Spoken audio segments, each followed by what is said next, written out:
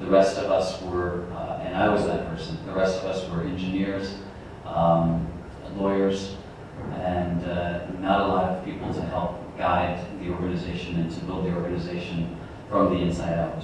In Kazakhstan, we have a lot of nepotism, we have a lot of people in jobs that were incapable and unqualified and unwilling to do the work. And that, coupled with the collapse of the financial markets, pretty much doomed our business there. And to this day, I was in Kazakhstan in October, and everything is stalled. Everything is completely finished there for the moment. Hopefully someday we'll come back around, and hopefully developers will have used this experience and understanding of what can happen to grow and to be more careful in the future. I was also asked to speak about some of the differences in the international business environment in CIS countries versus in some areas of Europe, Western Europe, and the United States, and what was good and what was not, and what could be improved. And please understand that what I say here is just my perspective, and certainly not meant to offend anybody, but hopefully a lesson, certainly has been a lesson for me on how to develop my own business and how to behave with my international partners. I was approached by the Kazakh Developer Capital Partners in 2005, and I was there until 2009. And again, was one of the few people trained in business, and this is quite unusual in the West, actually. In the United States, most businesses of the size that Capital Partners are full of MBAs and finance people, and guided in such a way. And there's a lot more emphasis on leadership and organizational development than what we experienced in my position in Almaty. What was good? The locals were extremely well educated.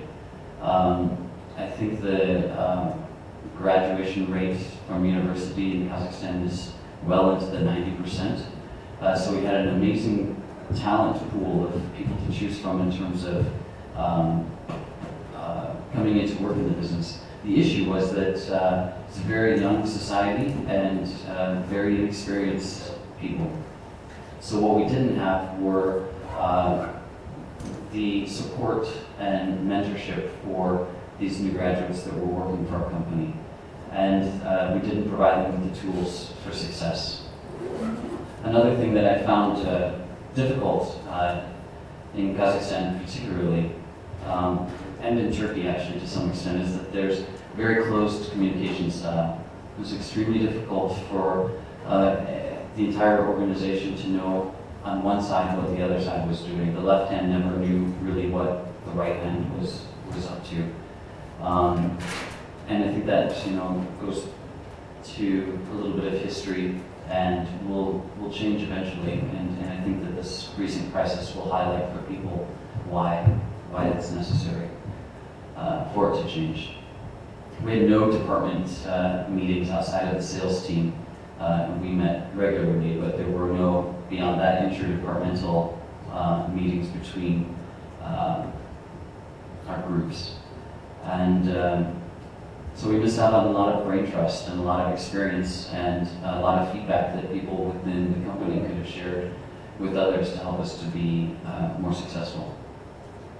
We never really got to hear what our customers wanted, or actually the people at the top of our firm didn't hear what our customers wanted or thought or said. It was just sort of thought that we knew best. And growing beyond that as a company and as individuals is really important and critical. And in emerging markets, in Almaty especially, we really relied on firms with very little market experience and very little or no data at all to base their judgments on what should we develop, where should we develop it, how big should apartments be, how small. it really came down to those of us that were on the ground that knew better, but we hired, big consulting firms like Locum and CBRE and others to come into our market and tell us what should we do. They have no experience. So I think that's another huge lesson, is that we have to understand our own markets, our own selves first, and then blend with these international firms that supposedly know, and then make the choice between the two.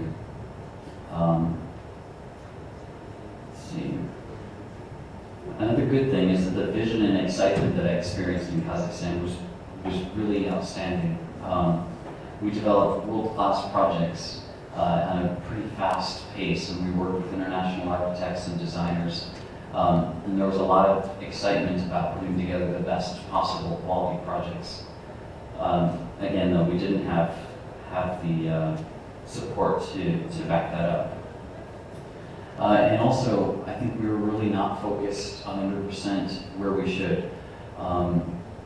Most of you probably understand Maslow's hierarchy of needs. And in Almaty, we didn't need, at that time, 1,200,000 square meters of luxury retail or residential space. We didn't need the most high-end, world-class shopping centers. Our hierarchy of needs at the time were feeding all of the Kazakhs and housing all of the Kazakhs in acceptable housing, providing better schools and roads and hospitals. And at the end of that list would have been a luxury real estate project. So I think that we kind of missed the mark there a little bit too. And it seemed like towards the end we kind of grasped that a little bit. We were going to build a hospital. We did in fact build a school. Of course, our hospital was a Johns Hopkins hospital, which would have been for a very exclusive segment of the population. And our school was a Haleyberry outlet, which is only, again, for the most wealthy people in Almaty and expats. And so even though we started to get it, we still were off the mark a little bit.